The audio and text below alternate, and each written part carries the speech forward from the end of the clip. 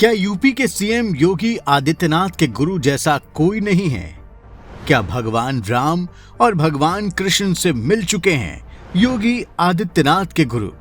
क्या योगी आदित्यनाथ के गुरु के आदेश से ही बदल रही है भारत और विश्व की राजनीति? आदेश, आदेश, आदेश। जी हां दोस्तों, ये आदेश शब्द ही यूपी के सीएम योगी आदित्यनाथ की गुरु परंपरा का सबसे अहम शब्द है। इसमें जब गुरु आदेश देता है तो उस आदेश का पूरा होना निश्चित होता है, क्योंकि ये आदेश किसी सीमित शक्ति वाले मनुष्य को नहीं दिया जाता, बल्कि ये आदेश डायरेक्ट नेचर यानी प्रकृति या कुदरत को ही दिया जाता है। और कुदरत इस आदेश को टाल नहीं सकती, क्योंकि योगी आदित्यनाथ के गुरु के मुख से परमात्मा स्वयं आदेश देते हैं।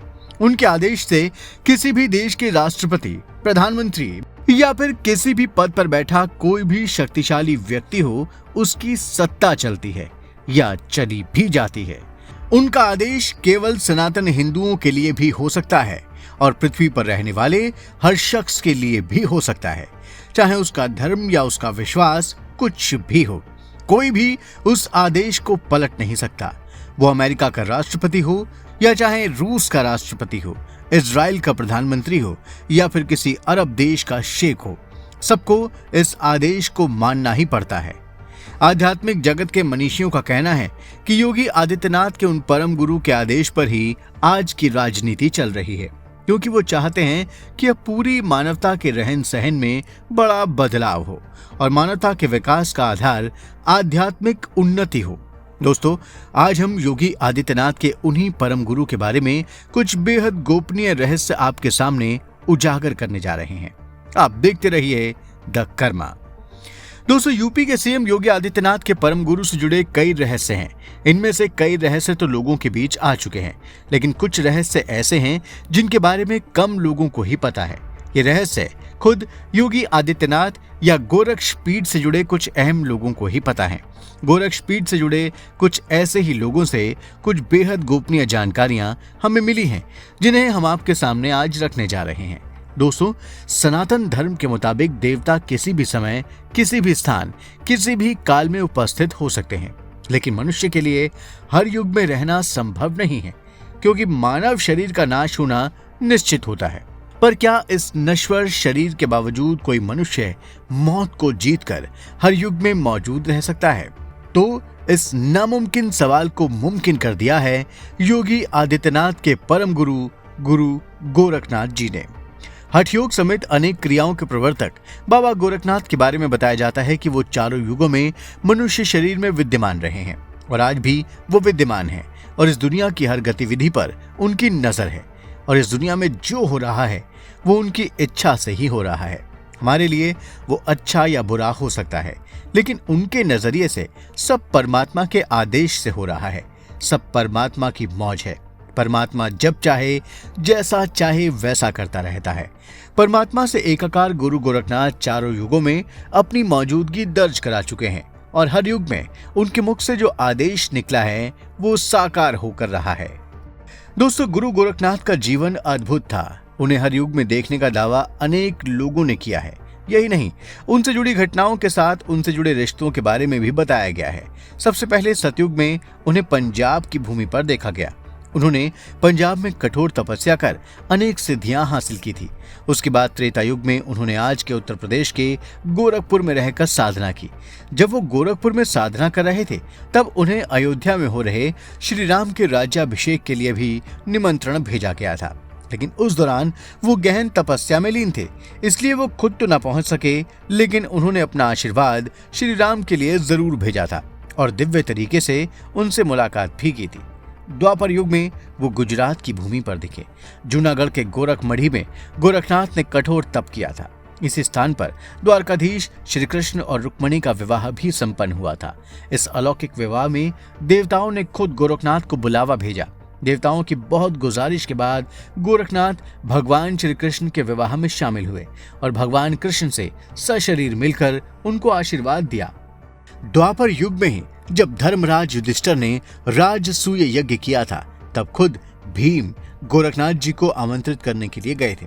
जब भीम वहां पहुंचे तब गोरखनाथ जी तप में लीन थे, इसलिए भीम को काफी लंबे समय तक उनका इंतजार करना पड़ा। कहते हैं जिस स्थान पर विश्राम करते हुए भीम ने गोरखनाथ का इंतजार किया था, धरती का वो भाग भीम के भार की वजह से दबकर सरोवर बन गया था। आज भी मंदिर के प्रांगण में वो सरोवर मौजूद है। प्रतीक के रूप में उस स्थान पर भीम के विश्राम करती हुई मूर्ति को भी स्थापित किया गया है। कलयुग में तो गुरु गोरखनाथ के अनेक स्थानों पर प्रकट होकर योग साधकों को दर्शन देने की कई घटनाएं सुनी जाती हैं। कलयुग में सौराष्ट्र, महाराष्ट्र, बंगाल, पाकिस्तान, कश्मीर, ओडिशा और दक्षिण भारत में कई जगह उनके रहने और तप करने के दावे किए गए हैं। कुछ ऐसी भी कथाएं हैं जो बाबा गोरखनाथ के जीवन काल को बहुत पहले और बहुत बाद का दर्शाती हैं। ऐतिहासिक तथ्य के अनुसार 13वीं शताब्दी में गोरखपुर स्थित मठ को ढहा दिया गया था। ये इस बात का प्रमाण है कि गोरखनाथ 13वीं शताब्दी से भी बहुत पहले उपस्थित थे। फिर संत कबीर और गुरु नानक देव जी के साथ उनकी मुलाकात और बातचीत ये साबित करती है कि वो बहुत बाद में भी थे। गोरखनाथ के चमत्कारों से जुड़ी कई कथाएं आज प्रचलित हैं। इनमें से एक के अनुसार राजस्थान के प्रख्यात महापुरुष गोगा जी का जन्म भी गोरखनाथ जी के वरदान से ही हुआ था। गोरखनाथ ने उनकी मां को गूगल नामक फल प्रसाद के तौर पर दिया था, जिसे ग्रहण करने के बाद वो गर्भवती हो गई थी। गूगल फल के कारण ही उनका नाम गोगा जी पड़ा, जो आगे चलकर राजस्थान के ख्याति प्राप्त राजा बने। एक अन्य कथा के अनुसार एक बार राजकुमार बप्पा रावल किशोरावस्था में अपने दोस्तों और साथियों के साथ शिकार पर गए। जब वो जंगल पहुंचे तो उन्हें गोरखनाथ तप में लीन अवस्था में दिखे। उन्होंने वहीं रहकर गोरखनाथ जी की सेवा करनी शुरू कर दी। जब गोरखनाथ अपने ध्यान से जागे तब उन्होंने बप्पा रावल को देखा और उनकी सेवा से वो बहुत प्रसन्न हुए। गोरखनाथ ने बप्पा को एक तलवार भेंट की, जिसके बल पर चित्तौड़ राज्य की स्थापना हुई। इन सब घटनाओं के आधार पर गोरखनाथ जी को चिरंजीवी और अमर मान लिया गया है। दोस्तों, नाथ परंपरा को सुव्यवस्थित तरीके से प्रचारित कर इसका विस्तार करने वाले बाबा गोरखनाथ मत्स्येंद्र नाथ के शिष्य और स्वयं शिव के अवतार थे। नाथ संप्रदाय के साधकों को योगी, अवधूत, सिद्ध, औघड़ कहा जाता है। इस परंपरा की नींव आदिनाथ ने रखी थी, जिन्हें स्वयं शिव ही माना गया है।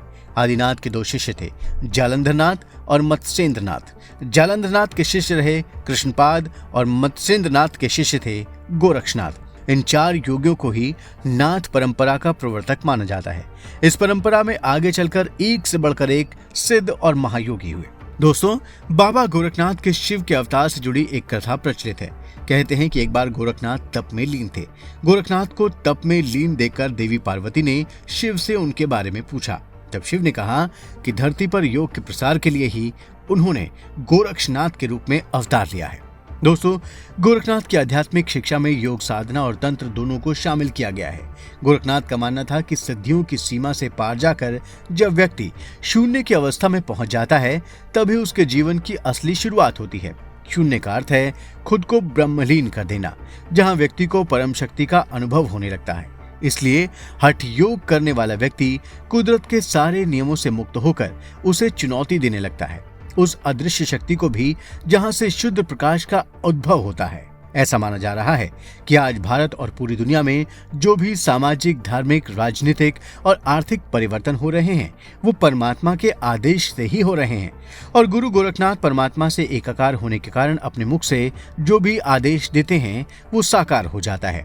उनके आध्यात्मिक आदेशों से मुख्यमंत्री योगी आदित्यनाथ भी प्रेरणा लेते हैं और उनके पालन के लिए हमेशा तैयार रहते हैं। योगी आदित्यनाथ की कथनी और करनी में जो स्पष्टता और साफगोई देखी जाती है, वो गुरु गोरखनाथ के आदेश और आशीर्वाद की वजह से ही है।